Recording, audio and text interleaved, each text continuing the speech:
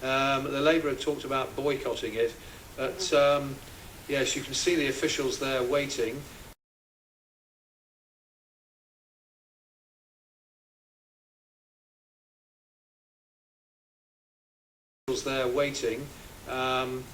But anyway, as I was saying, it's the length of the Parliament not sitting that's. The Labour had talked about boycotting it, but yes, you can see the officials there waiting.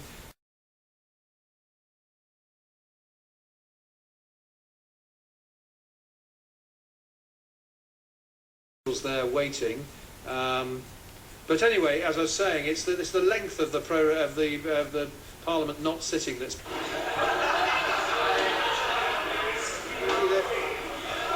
They're all laughing, despite being so angry about this. Oh, there she is. Yeah, Black Rod. Black Rod is Sarah Clark. Right. Appointed in November 2017. Yeah, new Black Rod. Mr. Speaker, the Lords who are authorised by Her Majesty's Commission to declare her royal assent to acts passed by both houses and to also declare the prorogation of Parliament, desire the presence of this honourable House. Realism? No.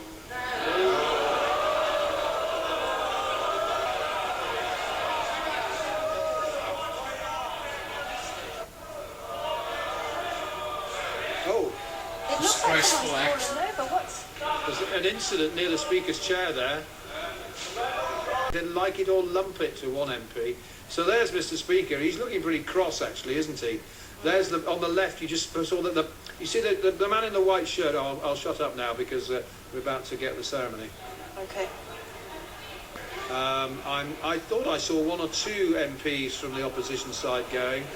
They've all got their backs to us. I recognise quite a few Conservative MPs. The Labour Party refused to enter the House My of Lords and members of the House of Commons, Her Majesty, not thinking fit to be personally present here at this time, has been pleased to cause a commission to be issued under the Great Seal and thereby given her royal assent to an act which has been agreed upon by both Houses of Parliament, the title whereof is particularly mentioned, and by the said commission has commanded us to declare and notify her royal assent to the said act in the presence of you, the Lords and Commons assembled for that purpose, and has also assigned to us and other Lords directed full power and authority in Her Majesty's name to prorogue this present Parliament, which commission you will now hear read.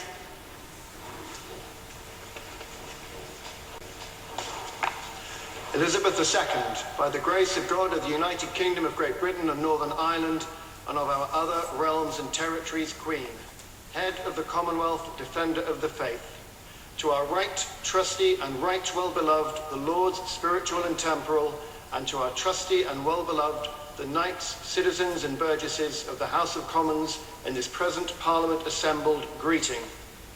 For as much as in our said Parliament an act has been agreed upon by you, our loving subjects, the Lords spiritual and temporal, and the Commons, the short title of which is set forth in the schedule here too, but the said act is not of force and effect in the law without our royal assent, and for as much as we cannot at this time be present in our higher house of our said Parliament, being the accustomed place for giving our royal assent to such acts as have been agreed upon by you, our said subjects, the Lords and Commons, we have therefore caused these our letters patent to be made, and have signed them, and by them do give our royal assent to the said act, willing that the said act shall be of the same strength, force and effect as if we had been personally present in the said higher house, and had publicly and in the presence of you all assented to the same.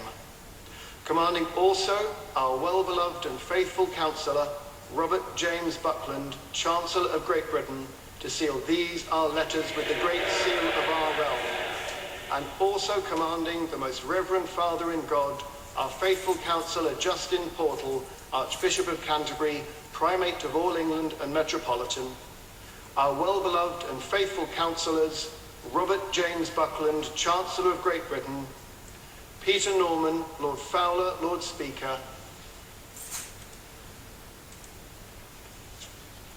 Natalie Jessica, Baroness Evans of Bowes Park, Lord Privy Seal,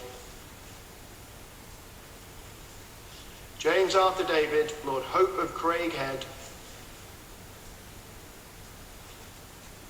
or any three or more of them, to declare this our royal assent in the said higher house, in the presence of you, the said Lords and Commons, and the clerk of our parliaments, to endorse the said act in our name as is requisite, and to record these our letters patent, and the said act in manner accustomed.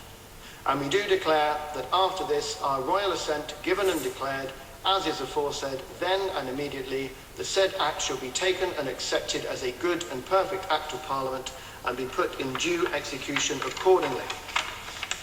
And whereas we did lately, for diverse difficult and pressing affairs concerning us, the state and defence of our United Kingdom and Church, ordain this our present Parliament to begin and be holden at our city of Westminster, the 13th day of June in the 66th year of our reign, on which day our said Parliament was begun and holden, and is there now holden. Know ye that for certain pressing causes and considerations, us especially moving, we have thought fit to prorogue our... La Reine le vote.